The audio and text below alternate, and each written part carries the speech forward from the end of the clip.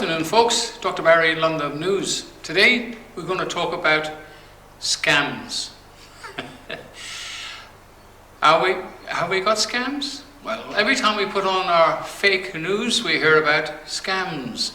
Somebody ringing up and asking for money, and if you don't pay it, they're going to do this and lock you up and get the tax department after you.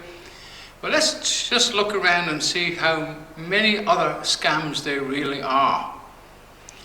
Now, Fines Victoria used to be called Civic Compliance, and they had lots of sheriffs running around, but they've all disappeared. And now they have Fines Victoria, which is owned by a company called Serco. They forgot to register it, somebody else registered it, and they're still fighting over it, whether it's been sorted or not, well, remains to be seen. Now, my personal opinion, Fines Victoria itself is a scam. The infringement court, that's a scam. It's not a court, it's a computer. So therefore, the whole thing can be seen on reasonable grounds to be a scam. How do we deal with scams? Well, if you're going to put forward a complaint about something, my old dad, God rest his soul, says put forward a remedy. Well, I have a remedy which will be further on in the video. Just at the end there'll be lots of contact numbers or contact emails and stuff where you can make a decision what you're going to do about it. What other scams have we got? Well, the biggest scams of all. We are a republic. Not lawful. It's not a lawful republic. It was created by, well, Whitlam got sacked trying to do it. He got sacked by the last real Governor General in the 1970s. Bob Hawke came in and took a lawful oath to Queen Elizabeth II and her heirs and successors. And when that ratbag got in, after a referendum in relation to local government, which there's no such thing as a scam, convinced the British government that Australia, each state wanted to be a republic. So we are an unlawful republic since he successfully introduced and got it passed the Act of 1986. Look it up, it's on YouTube, don't take my word for it, I'm just in fictional land, you don't have to believe me. So we are an unlawful republic. Next big scam, we have royal commissions. Scam. We have inquiries into stuff, all scams. Rob Hull in Victoria removed the Queen from the Justice Act. No oath of allegiance by the judiciary. Because they're a private company.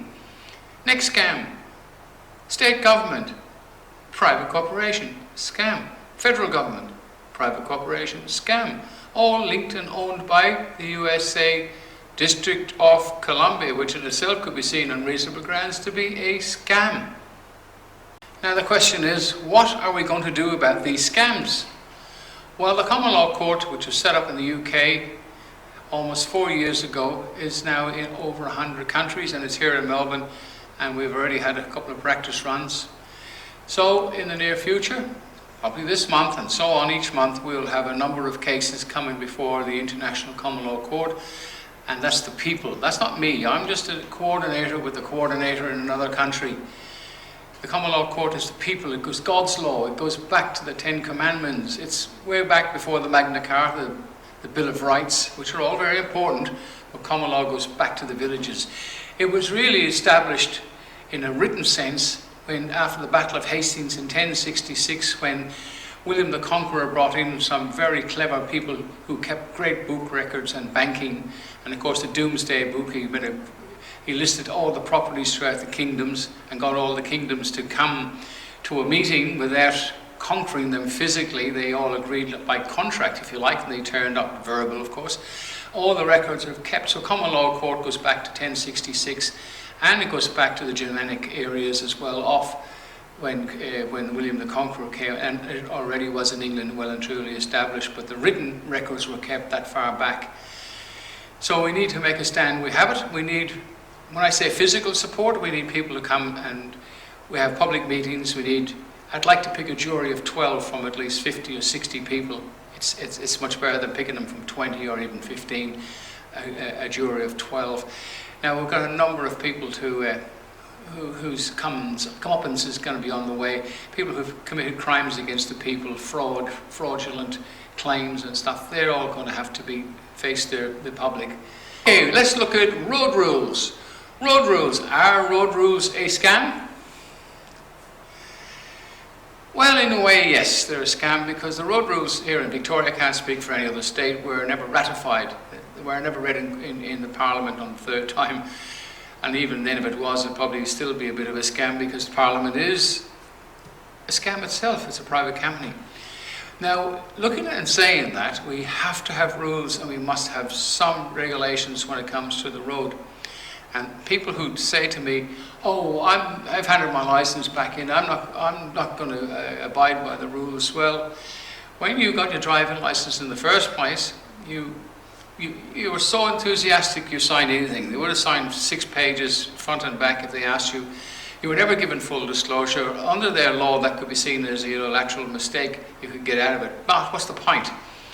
You cannot drive a vehicle or convey on a vehicle on a public road where the men and women are without some sort of insurance if you have an accident. If you have no license, I suggest you stay in the driveway and do it where, as kids we used to pretend we were driving, because if you go out on that road, you're going to commit, or you may injure somebody, and you'll end up in a lot of soup over that. The aspects of the law aspect of it, there are no laws, they're just rules, and the rules in most cases are a scam, which is not fair. But we have to have some rules and regulations. Without insurance, don't drive. Now, looking at the rules of the road, common law applies to all rules. If you go onto a highway, freeway, road, whatever you want to call it, and you drive in a reckless manner, you're endangering other people, other men and women. So therefore, under common law, you're breaking the law. You are responsible and for your actions. Remember, the heading of common law is humanity, caution and prudence. Humanity is not to set out to hurt, be mindful of what you do. Caution is to take care and avoid harming others. Humanity is to use good sense, common judgment and wisdom. And remember, you are responsible for the consequences of your actions. So if you're on the road and you're driving like a lunatic and you run people off the road, the police can and should arrest you immediately. And you should be brought to a proper court. Now, where's the courts? They're a scam. And a good indication how a court is, in my opinion, is a scam when you look at it, especially here in Victoria, the other states I can't speak for. You have the kangaroo up there with dangling the crown, which is, they're throwing it in your face that the Queen's been removed and we're a private corporation and we will do as we please because it's their sandpit. And each time you come up with the maxims of law and you come up with all the excuse, you could tell the prosecutor will say nobody's above the law. Well, then if you ask the prosecutor, you think it could be seen on reasonable grounds that you're breaking the law now as a private company operating falsely as a member of the Crown. Or you could say to them, right, do you realise, Mr. Prosecutor, you've got the Crown on your shoulder, that you are impersonating an officer of the Crown? That's an indictable offence. The corporation, the court itself is a private corporation. But it doesn't really matter what you say because these guys have been round since, thousands of years now. They've got the system is up, they've got the jails, they've got the private corporations acting as police. You're not going to win. You can't win in their system. But no man is above the law, no judge, nobody. They're not above the law. In their private capacity, they're just like me and everybody else, small and insignificant. But you are responsible for the consequences of your action, Mr. Magistrate, Mr. Policeman. You can and will be charged in your private capacity. Now, talking about the police. Well, police, I feel sorry for the vast majority of the constables out on the street and the sergeants and some senior sergeants. Some of them are nice, some of them are pretty grumpy old buggers. But I feel sorry for these are the guys who they're the foot soldiers. They're out in the street making decisions. And over the last year or so, they have suffered wearing masks, indignity. They are committing indictable offences every time they go out on the street wearing that uniform. But they got families. It's a great job. They just can't throw it away. And it's up to us to back the police. Now, the young guys who come out of their squads and they're out there, they have not got a clue about the law. So there's not much point to explain to them you're breaking the law because they don't know. They're just drones. In fact, some of them are so dronish, they haven't got the brains they were born with. And they're just glory hunters. But they don't last long in the job. They burn themselves out. We have to support the police, but what we need the police to do, this is the remedy, is to have an amnesty, take an oath of allegiance to Queen Elizabeth II, her heirs and successors, and to the Constitution, and stand by that. You see, it's all very well lads taking orders, but every soldier and every policeman or woman know that you're only obliged to obey lawful orders. By obeying unlawful orders, remember the Nuremberg trials? These people will throw you under a bus, and you know that very well.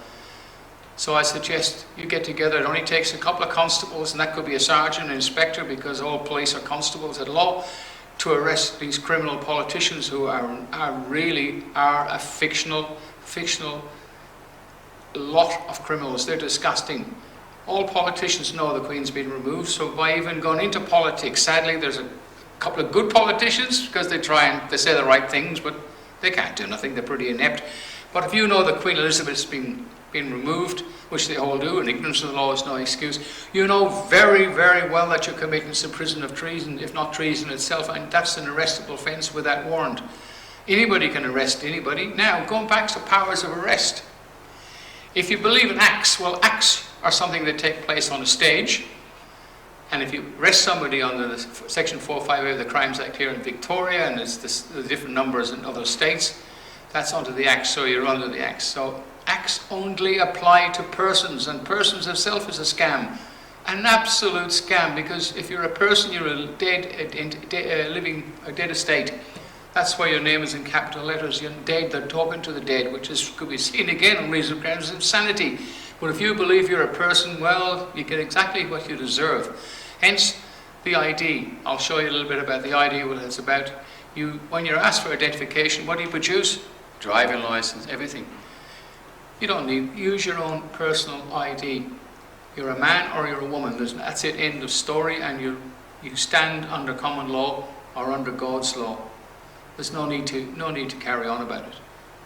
Common law court, you can put a complaint into the common law court. Our address is on there. At the back of the video, just have a look.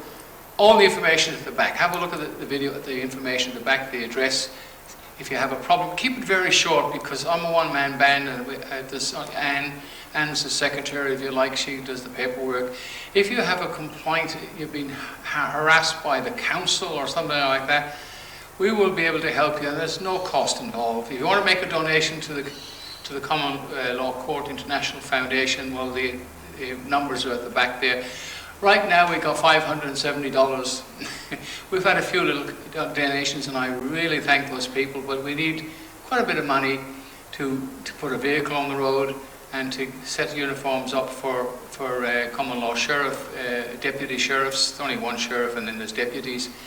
And now, don't get excited about being a deputy sheriff or a sheriff, because the only thing sheriffs do is deliver summonses. They're responsible for help setting up the court and to carry out the sentences by the jury. Now, we don't have jails, we don't have anything like that, so there's nobody going to be sent to jail by an international common law court.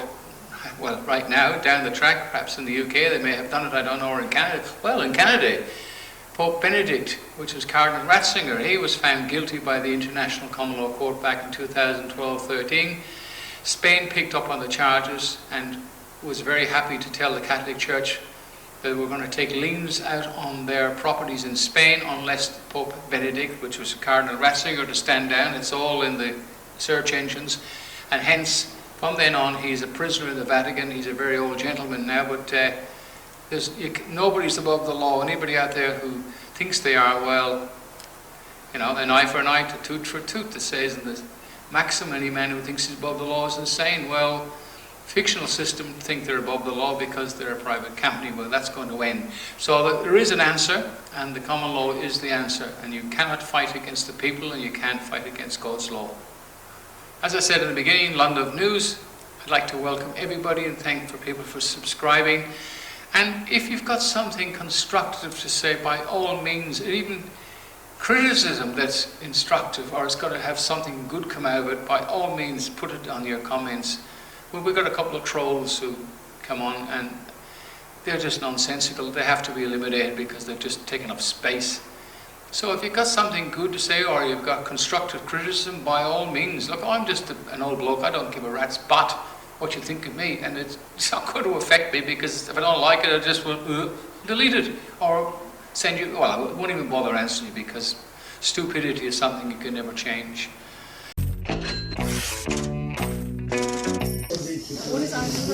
the warrants. So if he has to attend the company, he said that we could come in here and obtain a copy of the warrants because Andrew's never received any warrants. that copy cannot be given. That's already We just saw Andrew from, he's one of the sheriffs. He basically advised us to come into here to get a copy of the warrants because they've never been received. There aren't. He's advised you to come here. Yes. There are no warrants to give you a copy of. Yes. There are no warrants to give you a copy of. Yes. There are no warrants to give you a copy of. If they're on here, they've been issued. So what do you actually need a copy of it for? It says, in the infringement reporting of prescribed details and form regulations, for the purpose of section 82.5 of the Act, any infringement warrant against a natural person must be in Form 1. This is Form 1, okay? Look at that. Now, we require the warrant in that form or it's not enforceable. It's simple as that. It's the infringements court that actually issues the warrants. Now, this is a Supreme Court case, Beauty Act versus the DPP, where the Supreme Court judge ruled that all warrants must be in the correct form. Now, while we're working this out, what do you actually want to do with these ones at the moment? Are you disputing the actual offences? No. We'd like to discuss that once we see the warrant in the correct form. We have. So if you want to give, I just tried to ring that officer as well. It went to his voicemail. Okay. You can either try and ring him again, or that's the general number for Danny Longshire. Okay, no worries. Thanks a lot for your time. No problem. It's typed up the best I can do. If you find a mistake in it, well, then you can send that to the Vic Fines and complain, or shoot the messenger, whichever is the most appropriate thing to do. Anyway, Craig Howard is the man who is the Chief Executive Officer at this present time. Now, that may change, so if you're going to write in a few months' time, or I am pretty convinced he still is, so on his name here, I would not... I wouldn't put $1,000 on it. You could address it to the CEO, Chief Executive Officer, but it's better if you have their name and to do it properly. In your private capacity, this is very important. It must be in his private capacity. If you write, you can sue a corporation, you can sue somebody in their private capacity, but you cannot sue a corporation unless you got billions of dollars, right? As Director of Fines Victoria, a private corporation ABN number. Now I looked at this is not the correct ABN number. Oh my God. Hereby understand that at all times. Now what you're saying there, understand my authority, well, just as it is, understand, I promise to pay all outstanding financial demands. You're promising to pay. You're not saying, chuck it under the bus, I'm not paying it. You're promising to pay. You've been really good, right? Now, this is a very important statement with clean hands in equity. Very important. That's very important. It means you're not going up there as a crook. You're not trying to fiddle anybody. You've got clean hands. You've got clean hands in equity, right? Okay. Providing. This is very important. Let's look at this. Providing certain and not misleading disclosure to the following questions. Now you're going to ask some questions, why this fine has been sent out to you and who authorized it. Where does the authority come from? Well, at the moment there is no authority, no Queen, no Constitution, no invested power. So it goes back to, it's really fiction, and that's basically all it is. In fact, this letter is, if you look at it in syntax grammar, it's fiction too, but it's going back to a person, which is fiction, right? Okay. Now you need the following questions answered, and you don't want BS. You want the real thing, right? And you require all the questions to be provided to you on a prescribed form. And what you're asking for here is who the magistrate was, who the prosecutor was, in fact, who you were. Were you there? No, you couldn't be there. So what you're asking here in this bit here, you're asking for full disclosure. It's a contract.